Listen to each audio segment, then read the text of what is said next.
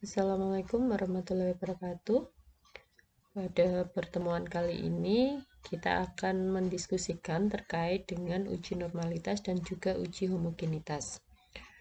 Pada pertemuan lalu, sepertinya sudah saya singgung sedikit terkait dengan dua uji ini. Yang pertama kita bahas dulu terkait dengan uji normalitas ya.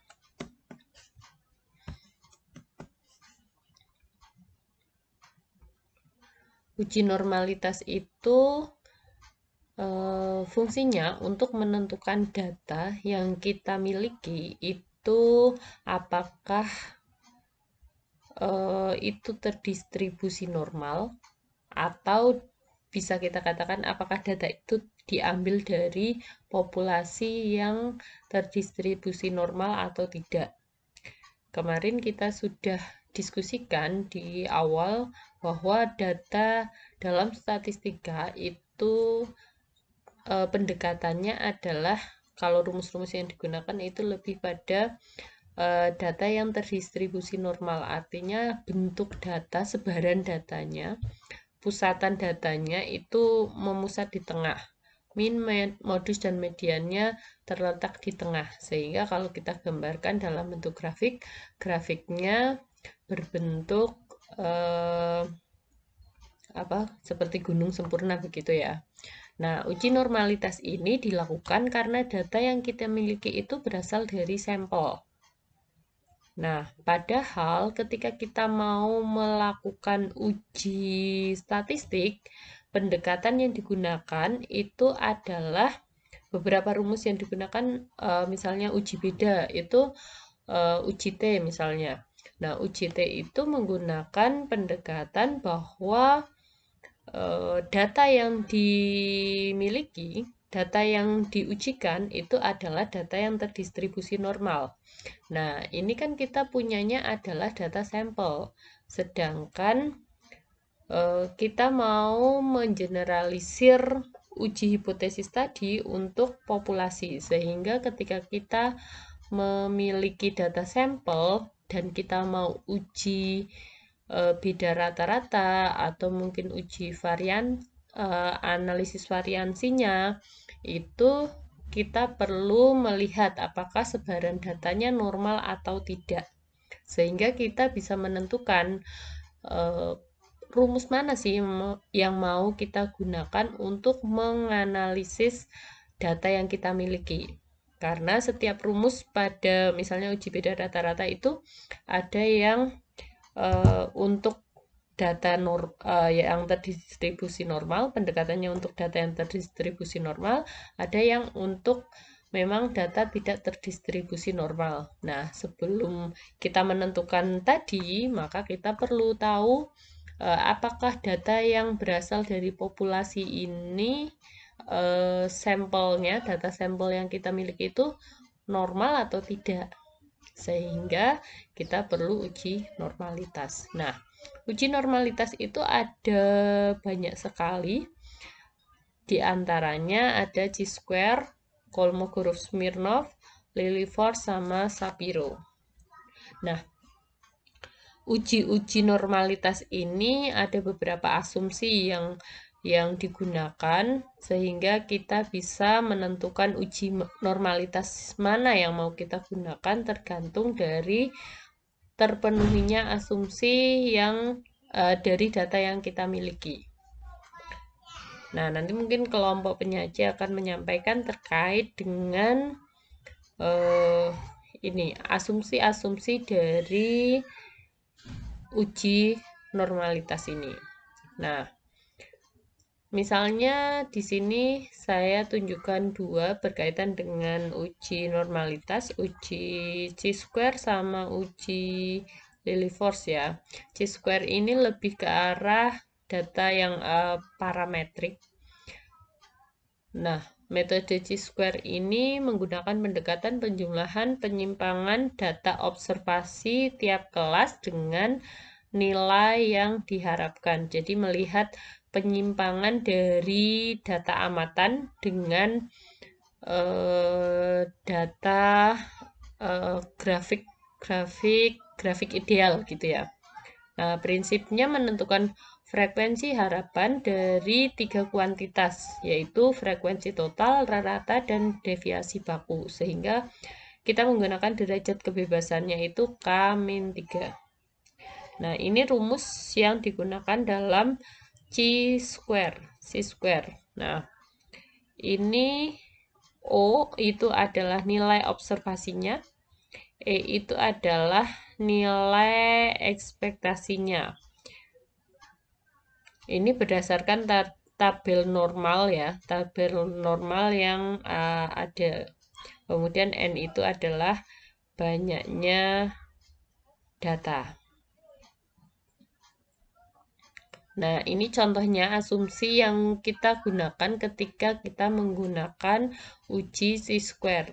Yang pertama adalah datanya harus data yang disusun data kelompok ya, bukan data tunggal.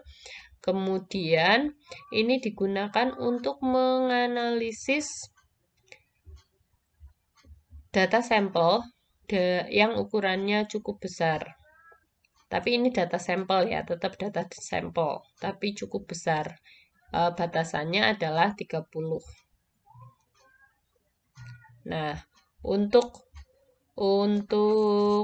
nilai asumsinya nanti nilai ujinya itu kalau nilai C-square-nya itu lebih kecil dari nilai tabel, itu nanti H0-nya diterima dan H alternatifnya ditolak. Nah, dalam uji normalitas, H0-nya itu adalah yang data dari distribusi data normal. Sedangkan H alternatifnya itu adalah data yang tidak normal. Sehingga kita mengharapkan ketika datanya akan lebih mudah kita menganalisis data yang terdistribusi normal. Sehingga kita mengharapkan dalam uji normalitas itu H0 yang diterima. Ini contohnya data yang terdistribusi kelompok, kemudian ada jumlahan datanya. Kita menggunakan taraf signifikansi 5%, mencari apakah sebaran data ini adalah data normal, dengan min-nya sudah diketahui, standar deviasinya sudah diketahui. Kalau misalnya belum, berarti kita menghitung terlebih dahulu min dan standar deviasinya. Kemudian hipotesis nolnya, populasinya terdistribusi normal, H alternatifnya populasi tidak terdistribusi normal. Masuk ke rumusnya tadi ya. Kemudian kita masukkan Z-nya, itu nilai bakunya, itu XI min X bar. X barnya tadi sudah diketahui, rata-ratanya SD, standar deviasinya. Kemudian ini dilihat pada tabel Z. Nilainya batas bawah dengan nilai 139,5 itu masuk nilainya di min 2,26. Begitu seterusnya. Kemudian kita cari pengamatannya pada tabel Z itu. Jadi ini berdasarkan hitungan ini ya. Nilai XI-nya 139,5, X bar-nya itu yang tadi diketahui 157,8, kemudian SD-nya itu 8,09, diperoleh nilai min 2,26. Nah, min 2,26 ini dilihat pada tabel distribusi Z, ketemunya 0,4881.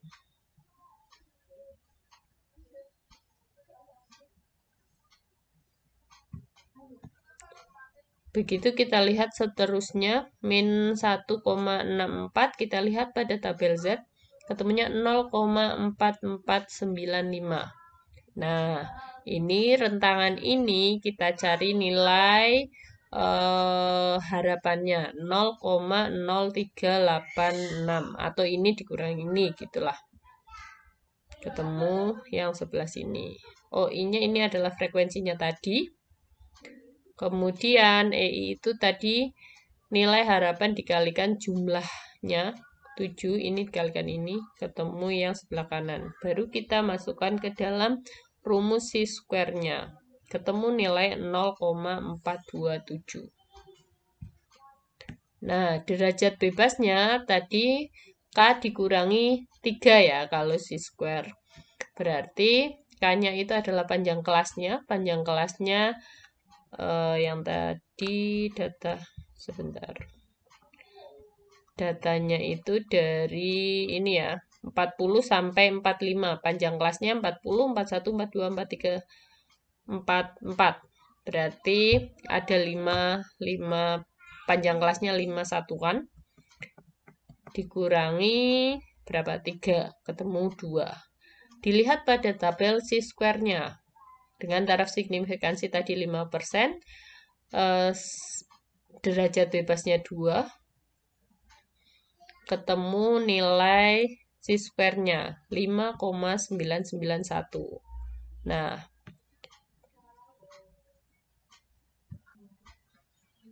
ini dari tabelnya 5,991. Tadi nilai hitungan kita itu adalah 0,427. Artinya 0,427 itu lebih kecil daripada 5,991. Yang artinya bahwa hipotesis kita diterima. Hipotesis kita tadi, hipotesis nolnya, itu adalah data terdistribusi normal. Artinya bisa kita simpulkan dari analisis C square untuk uji normalitas ini, bahwa data yang kita miliki dari tadi yang tabel itu, meskipun itu data sampel, ini bisa kita simpulkan bahwa ini berasal dari data populasi yang terdistribusi normal. Sehingga berikutnya baru kita bisa lakukan uji beda rata-rata. Gitu ya. Jadi dalam konteksnya nanti ketika misalnya mungkin teman-teman mau melihat apakah ada perbedaan hasil belajar antara kelas 1 dan kelas 2. Nah, yang pertama harus dilakukan adalah uji normalitas ini dulu. Punya data kelas 1, data kelas 2. Data itu diujikan. Data kelas 1 diujikan, data kelas 2 diujikan. Nah, data kelas 1 normal atau tidak, data kelas 2 normal atau tidak. Nah, setelah itu baru kita bisa menentukan uji beda yang mau kita gunakan itu apa. Begitu untuk penggunaannya. Jadi, uji normalitas ini bisa dikatakan sebagai prasyarat ketika kita mau melakukan uji hipotesis penelitian. Jadi hipotesis penelitian itu yang kemarin kita bahas di pertemuan minggu lalu. Nah, sebelum kita mengujikan itu, maka kita ujikan dulu apakah datanya normal atau tidak. Selanjutnya yang kedua adalah Lilly force. Ini bisa kita gunakan sebagai pendekatan bahwa datanya data sampelnya itu kecil dan juga bisa untuk yang besar. Rumusnya sedikit berbeda, tapi secara umum hampir sama ya. Tadi ngitung Z-nya, kemudian menentukan nilai kumulatif normalnya, kemudian kumulatif empirisnya, baru kita membandingkan keduanya. Untuk menyimpulkannya yang sedikit berbeda karena tadi rumusnya berbeda ya. Jadi hipotesis diterima, hipotesis 0 diterima.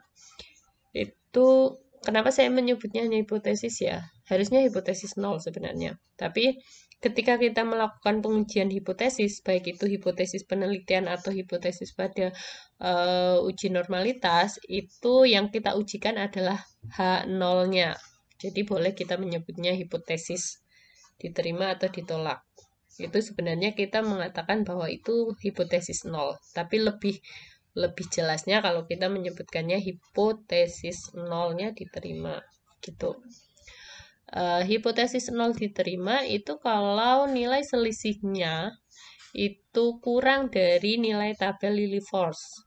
Nah, teman-teman sudah amati ya, di dalam tabel belakang itu ada banyak sekali tabel. Ada yang tabel distribusi normal, ada tabel chi-square, ada tabel Lilliefors juga.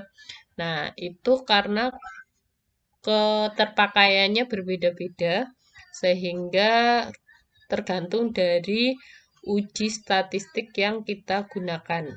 Ini masih bahasanya di uji normalitasnya.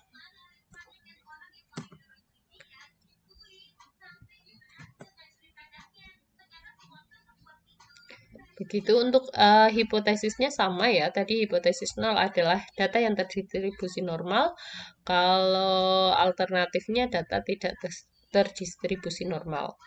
Nah, dalam pengujian si Lilliefors ini datanya tidak harus dalam bentuk data kelompok. Kalau yang tadi chi-square itu datanya dibuat data kelompok. Kalau ini tidak.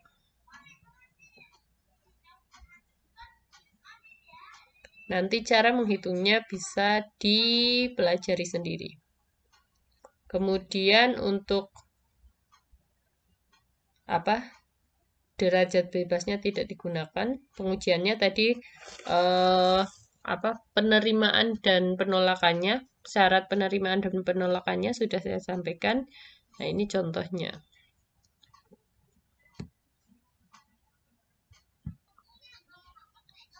Baik, itu dua contoh dari uji normalitas yang saya tunjukkan. Nanti teman-teman pelajari lagi terkait dengan Kolmogorov-Smirnov dan Sapir-Whorf. Nah, uji normalitas itu tadi kegunaannya adalah untuk mengujikan data sampel kita, apakah data sampel kita itu berasal dari populasi yang datanya terdistribusi normal atau tidak. Itu sebagai uji prasyarat ketika kita mau menguji hipotesis atau menggunakan uji statistik. Nah, nanti arahnya kemana? Kalau data kita terdistribusi normal, maka ujinya ke arah uji-uji statistik yang rumusnya, asumsinya dari data normal. Nah, itu dikatakan sebagai uji parametrik. Datanya data parametrik. Kemudian kalau misalnya data kita itu tidak terdistribusi normal, maka nanti ujinya ke arah uji non-parametrik. Gitu ya.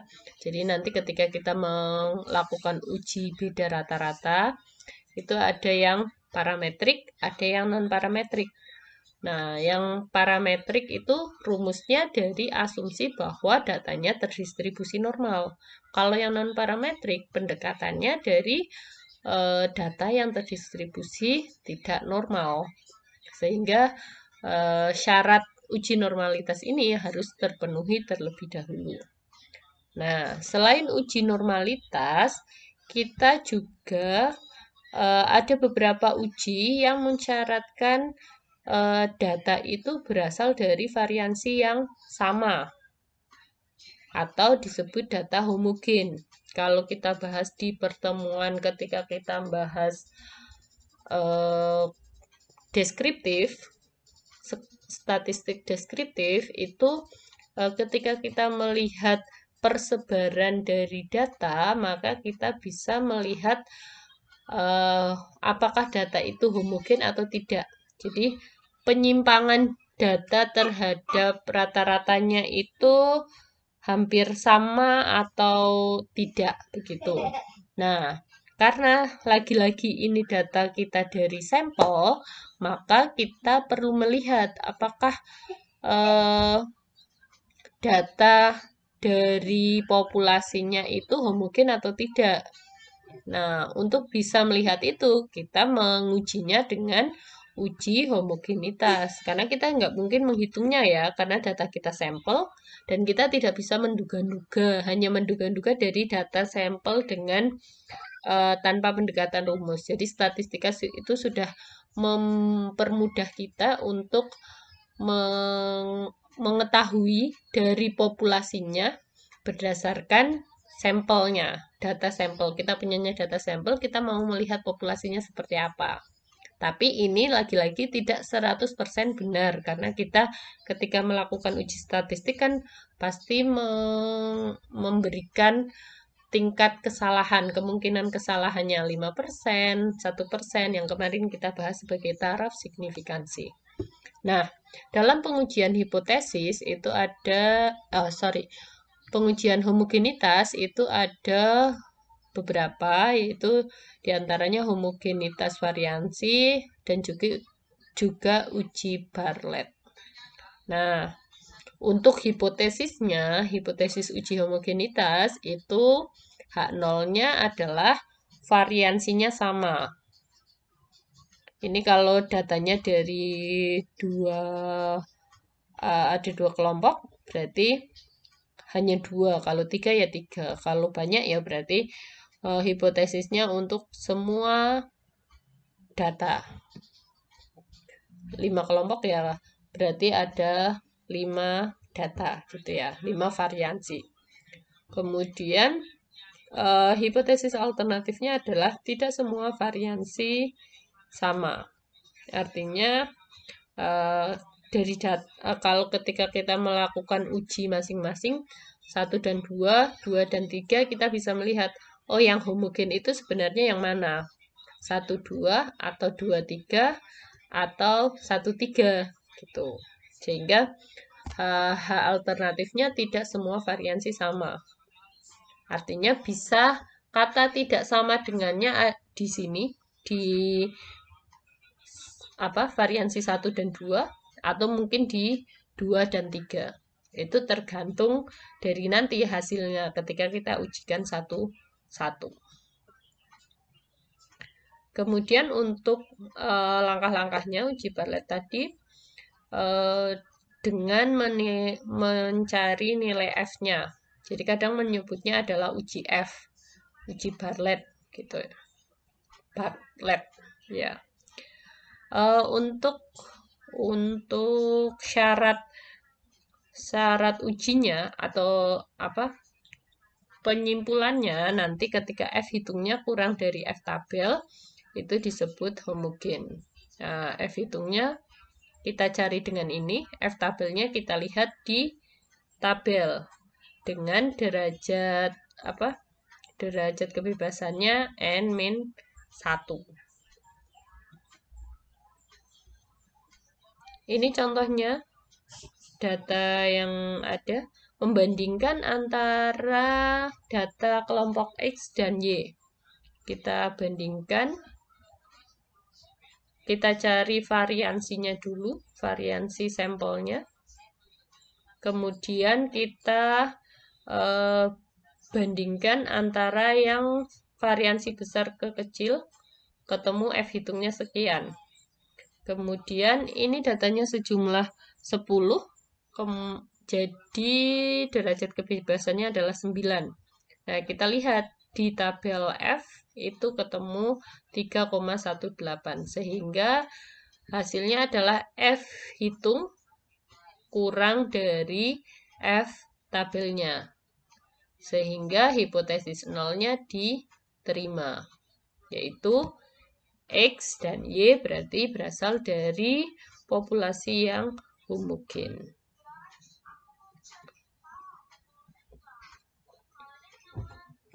Begitu untuk uji normalitas dan uji homogenitas.